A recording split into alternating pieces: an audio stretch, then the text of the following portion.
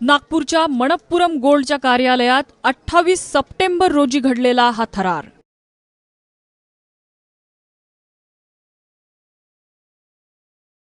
पाच दरोडेखोरांनी तब्बल 30 किलो 760 ग्रॅम सोनं आणि 3 लाखांची रोकड असा तब्बल 9 कोटी 33 लाखांचा मुद्देमाल पळवला. सर्व सोनं घेऊन दरोडेखोर नागपुरातून नव्हे तर थेट महाराष्ट्रातूनच फरार झाले आणि सगळे आरोपी बिहारमध्ये दडून बसल्याचं पोलिसांचं म्हणणं आहे. बिहारमध्ये सतत 4 टीम आपले कॅम्प तिथे केलेले आहे.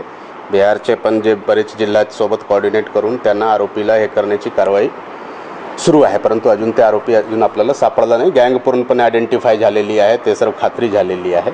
फक्त ते एकच ठिकाणी म्हणजे सोबतच असावा आणि इकडे तिकडे पळत असावा, त्यामुळे अजून आपल्याला ते सापडले नाही. मणप्पुरमच्या तिजोरीवर डल्ला मारणाऱ्या या 5ही जणांची ओळख पटलेली आहे. दरोडेखोरांची ही टोळी बिहारच्या चिश्तीपुरातली आहे. गोल्डन गँग नावाने परिचित असलेली ही टोळी कुख्यात दरोडेखोर सुबोध सिंहची आहे.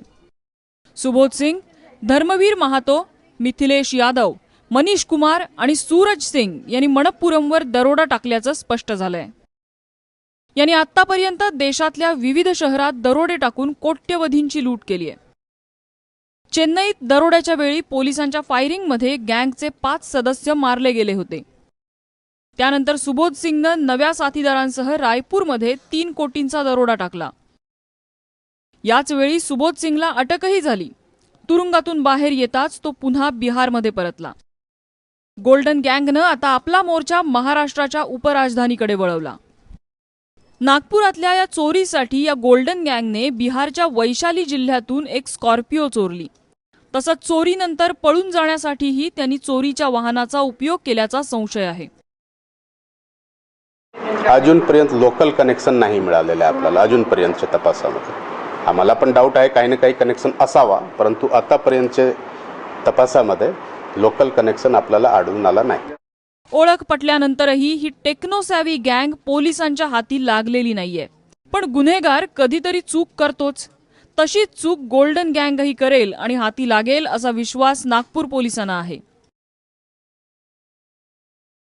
अत्यंत शातीर असलेले हे गुन्हेगार अजूनही पोलिसांच्या हाती लागलेले नाही. त्यामुळे बिहारची ही गोल्डन गँग बिहारची सीमा ओलांडून आता नेपाळला पळून गेली आहे की काय अशी शंका बळावली आहे. कॅमेरामॅन सुरेश डोनाळकरसह रजत वशिष्ठ, एबीपी माझा, नागपूर.